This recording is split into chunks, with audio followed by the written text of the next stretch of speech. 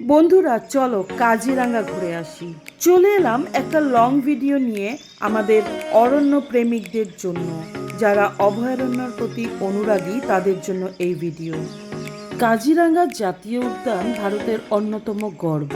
কাজিরাঙ্গা হলো সেই জায়গা যেখানে প্রকৃতি লক্ষ লক্ষ রঙে তার আদি রূপকে উন্মুক্ত করে, যেখানে বন্যপ্রাণী নির্ভীকভাবে বিচরণ করে।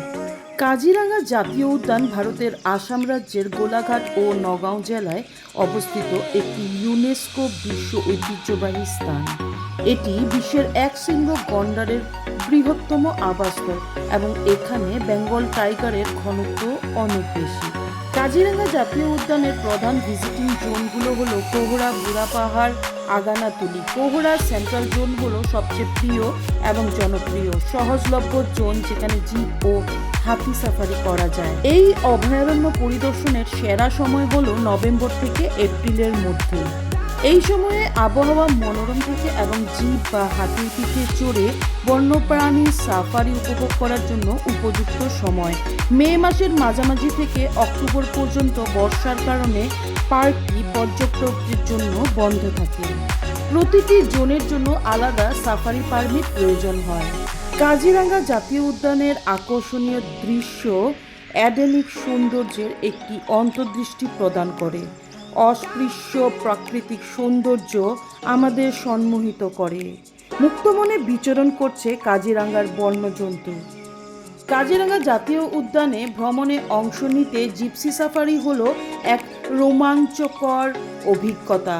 আমিও পৌঁছে গেছিলাম আমার সম্পূর্ণ পরিবারকে নিয়ে এই কাজিরাঙ্গার আনন্দ নিতে। কাজিরাঙ্গা আসামের পর্যটনের সবচেয়ে বড় অর্জন।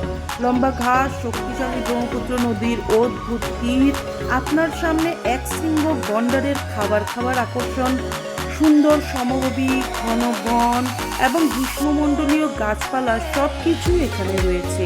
এইগুলো একেবারেই সুন্দর এবং যতক্ষণ না আপনি এগুলো নিজের চোখে দেখতে পাচ্ছেন আপনি বিশ্বাস করতে পারবেন না, কারণ ক্যামেরার লেন্সও কিন্তু এর সৌন্দর্য সেই রকমভাবে ধরে উঠতে পারে না। নিজের চোখে এই আনন্দ নেওয়ার সুখ আলাদা। বিভিন্ন বন্যপ্রাণী কাজিরাঙ্গার অন্ধকার বনে আপনার সাথে লুকোচুরি খেলতে আসবে।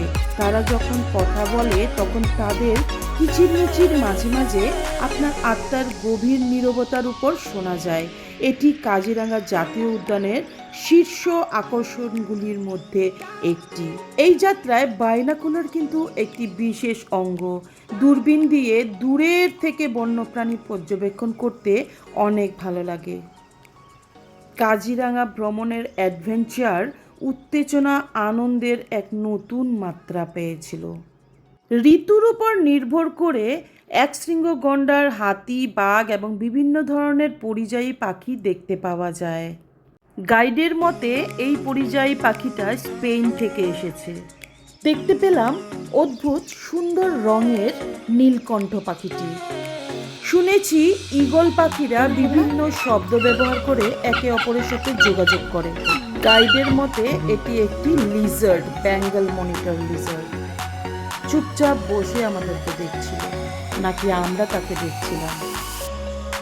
এই দৃশ্য নিজ চোখে না দেখলেই নয়। এখানে দেখার এবং উদ্ঘাটনের এত কিছুই আছে যে সবটা দেখার দাবি কিন্তু করতে পারি না।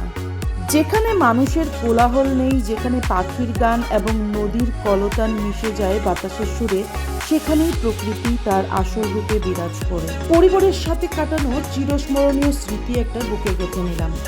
এমন আরও ভিডিও দেখার জন্য ফলো দিয়ে পাশে থাকুন, শেয়ার করে ভিডিওটি ছড়িয়ে পড়তে সাহায্য করুন।